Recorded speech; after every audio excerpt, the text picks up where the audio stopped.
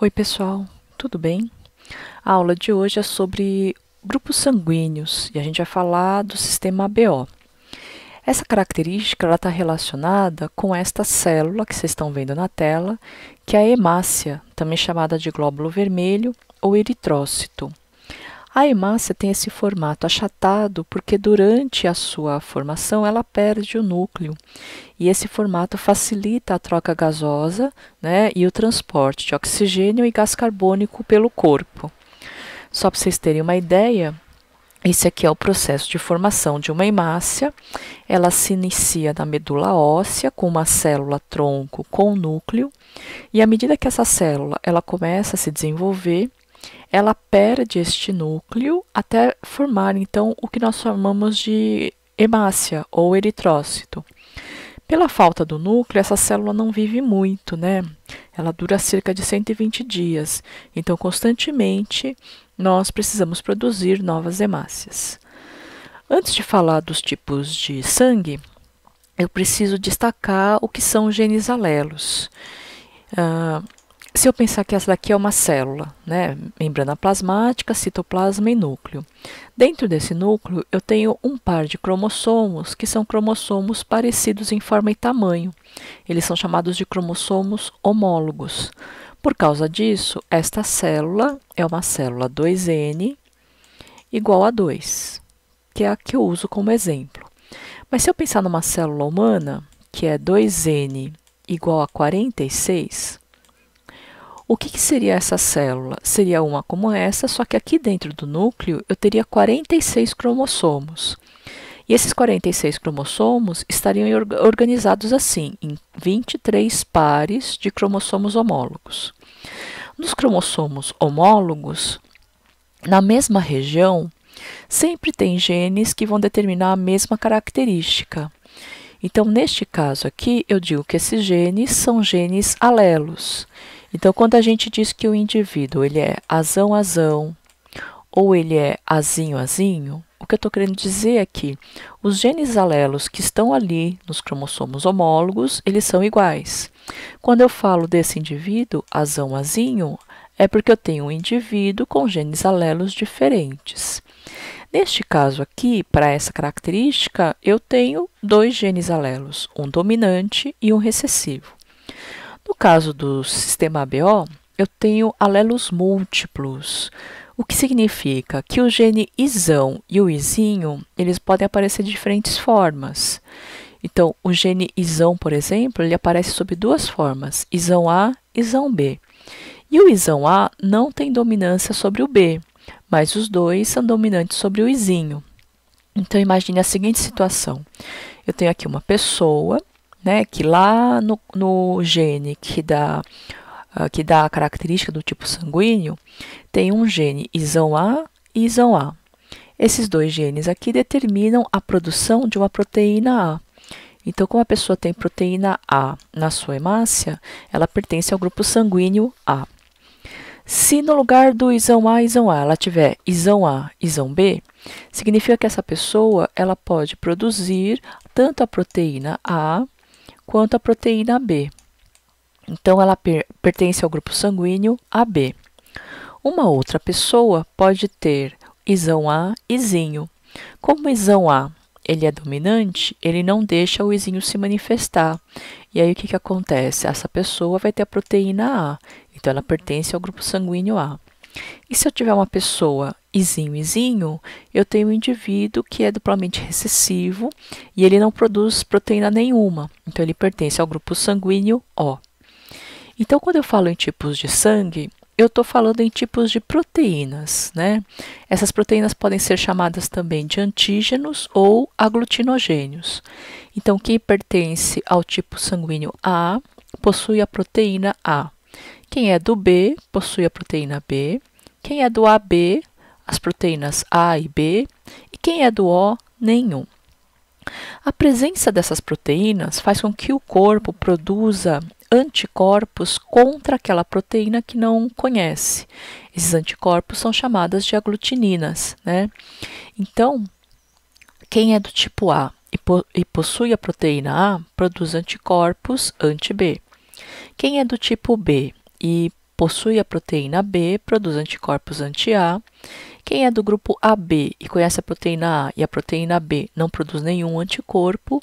E quem é do grupo O, que não tem nenhuma proteína, pode produzir tanto anticorpo anti-A quanto anti-B. E aí, o que acontece? Quando essa proteína aqui, né, esse anticorpo anti-B, encontra aquela proteína B, imagina que a proteína B esteja aqui e aqui a hemácia, né? Ele vai se juntar com várias hemácias e aí vai criar aqui um aglutinado, né?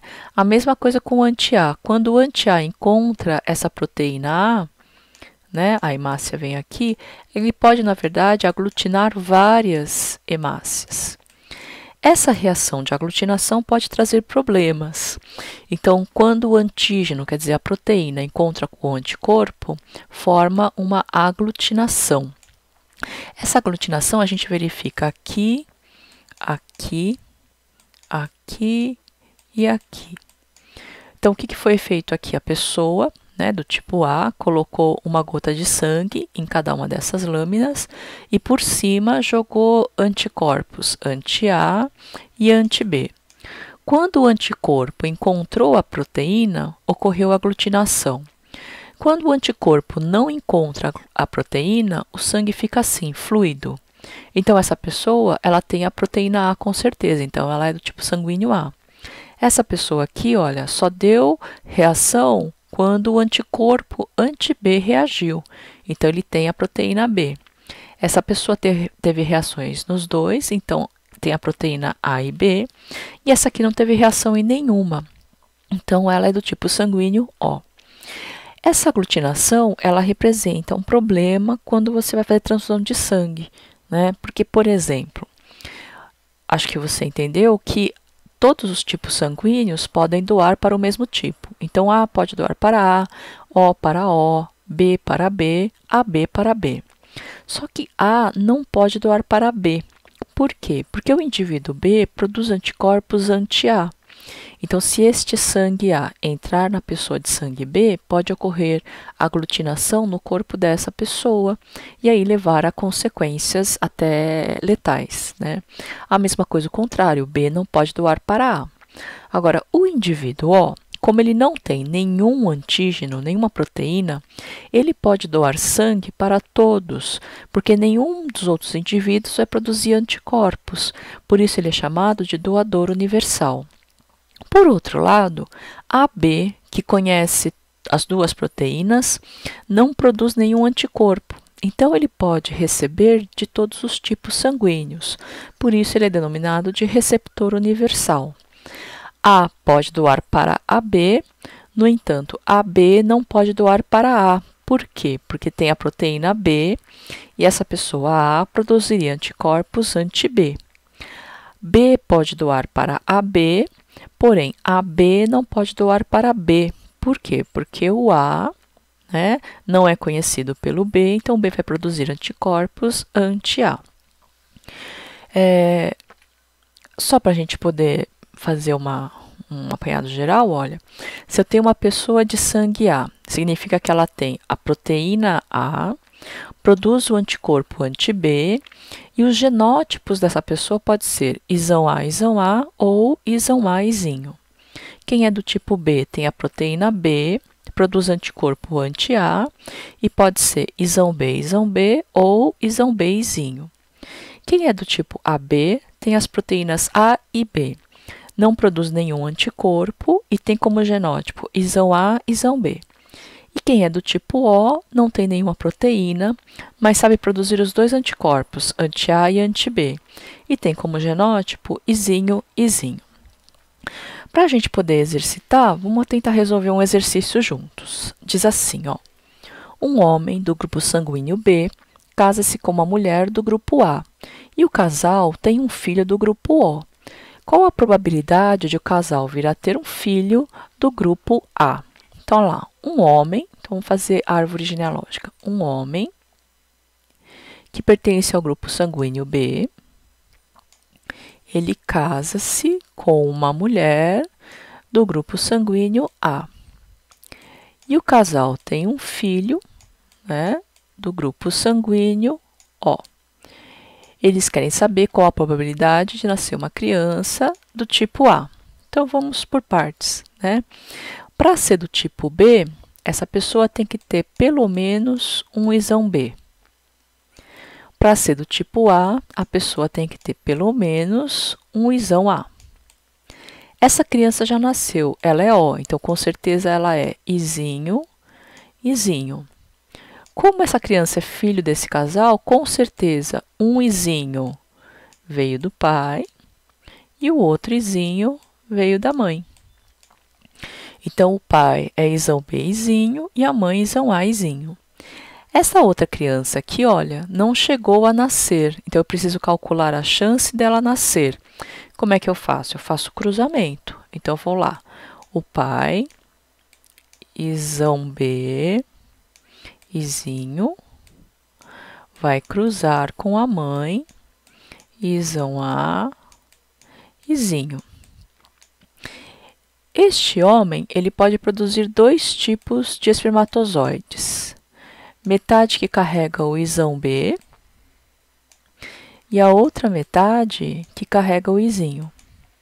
Essa mulher pode produzir dois tipos de óvulos, metade com o gene isão A e a outra metade com o gene Izinho. Na hora do cruzamento, várias coisas podem acontecer. Então, eu vou fazer aqui um quadro de cruzamento para eu entender as possibilidades de filhos desse casal. Então, eu faço assim, ó, na primeira coluna eu coloco esses dois. Então, isão B, Izinho. Aqui, isão A, Izinho. E vou juntar linha com coluna. Então, vai ficar aqui, olha, isão A, isão B. Aqui, isão B, Izinho. Aqui, isão A, Izinho. E aqui, Izinho, Izinho. Ele quer saber do grupo A. Quem que é do grupo A aqui? Quem é do grupo A é esse único indivíduo aqui, isão A, Izinho. Qual que é a chance dele nascer? É 1 entre 4 possibilidades. Então, a resposta dessa pergunta é: qual é a probabilidade? A resposta é 1/4 ou 25%. Tudo bem, pessoal? Espero que você tenha entendido. Continue se cuidando e a gente se encontra nas aulas semanais. Um abraço.